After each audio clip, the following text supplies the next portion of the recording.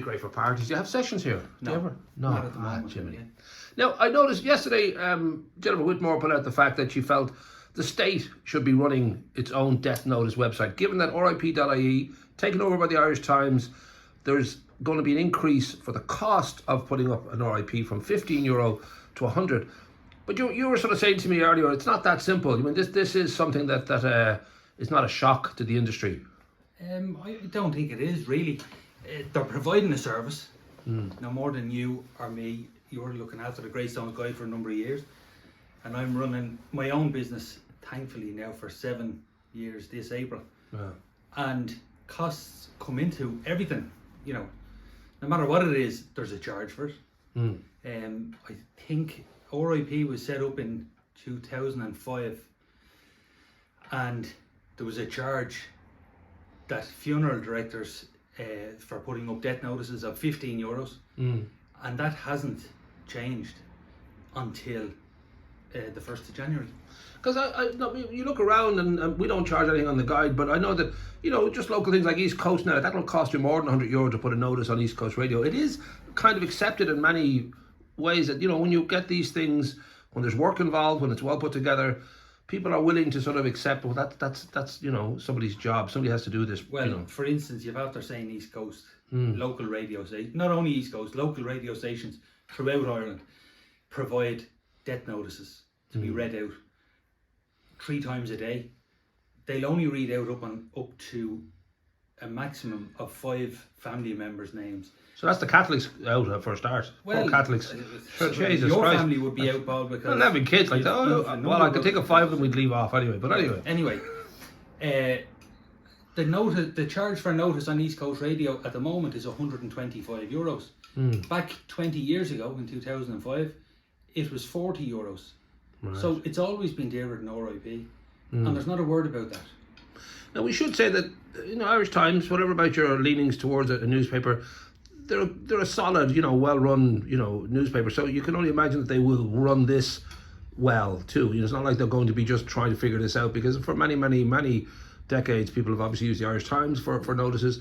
They are well respected. So it does seem sensible that you know, given that they would be driving this thing, that it would be, you know, worth your while to sort of get involved in. Well, I suppose they have the money behind them to build it to something even better than what it is at the moment, which is it provides a great service. It does, yeah. Any funeral director that uses it, we're able to log on to it and upload a death notice or edit a death notice, and we can do that 24 hours a day. So all the bad spelling will be yours then? It wouldn't be their fault? Well, I'm very bad dyslexic, so that would be down to me. Right. Yes.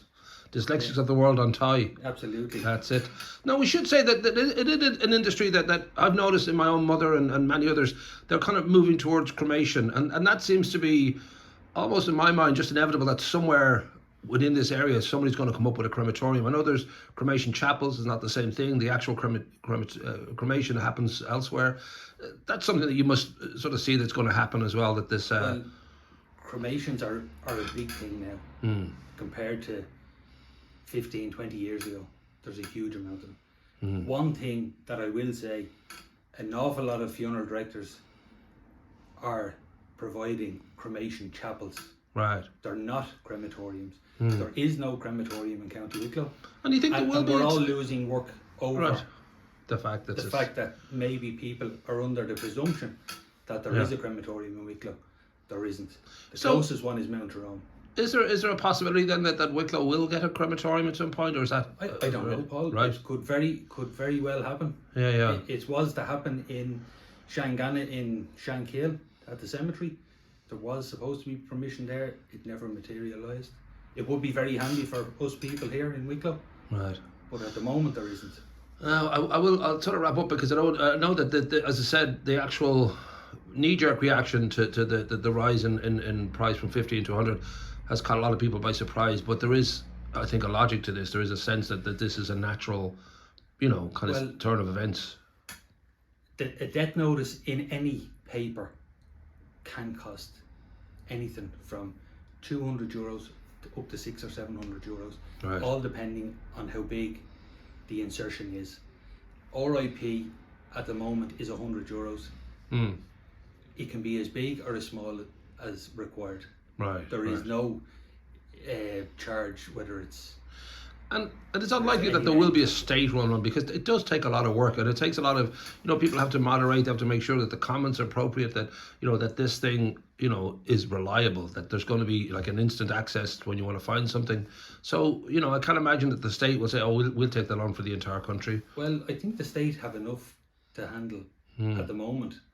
And I know everybody trying to do their best, but I don't think the state would be able to run it any better than RIP was run in the past by Jay and Dimna Goldman, right, or going to be run now by the Irish Times. So I think it's a great move that they have it, and they're going to be able to work closely with the funeral directors. 24 hours a day we have access to it, so it's a great service for very little money, in my mind. I should ask, I did talk to you when you started out, and it is a line of work that you've always been kind of drawn to and that you wanted to do, and that, I don't know whether it's something that has changed at all for you over the years, whether you still feel that same kind of sense of duty, and you're honoured, we'll say, to be part of such a pivotal moment in a family's life. You seem... Absolutely, I love what I do. Right. I'm very, very lucky to have a profession that I really love. And it's an honour and a privilege to look after everybody's loved one, and we're blessed that more and more families are getting us to look after them. We should say that creaking isn't the chair, that you've got an artificial leg there or something. That seems to be... I don't know, that's the chair. Are you sure? Yeah, Are you sure? Yeah, sorry about that. All right. Well, no worries. We will we'll obviously link it now to your stuff up above. But as we said, it was just something when we spoke on the phone. We said we should really deal with or address it, just to let people know that it's not, that simple. That it's a case of, oh, they're just trying to make a lot of money out of it. I would imagine they're going to provide a very strong service. It's always been hugely sort of underpriced, really, just in regard to the fact that it's a nationwide, RIP site, that when it's done well, people do feel such a crucial part of their... And I know that we get a lot of that on the guide too. People are very, very happy to know that their loved one is been kind of celebrated by the people who knew them, the people who grew up with them. It makes a huge difference. And locally, and a lot of people would ask us, do we put the notices on Greystone's guide, or... The family themselves have to get in touch, right? And of course, you take it off the RIP, because it's correct information. Sure. At the time of publication. Unless you've written it, they'll have to check the spelling and stuff. And you do that quite often, so there's no problem there. But yeah, no, I think, as I said, I find it very kind of rewarding that just to know that for the families involved. I know it's the same with my own mother. Just that feeling that people are made aware, and they can, just leave a happy kind of, memory out there for people later on to run into. No good jokes to finish with, no? No, not today, no. Do you know why? Here's a good joke. Do you know why people are turning to cremation? They finally want to have a smoking hot body. Thank you very much. Thanks.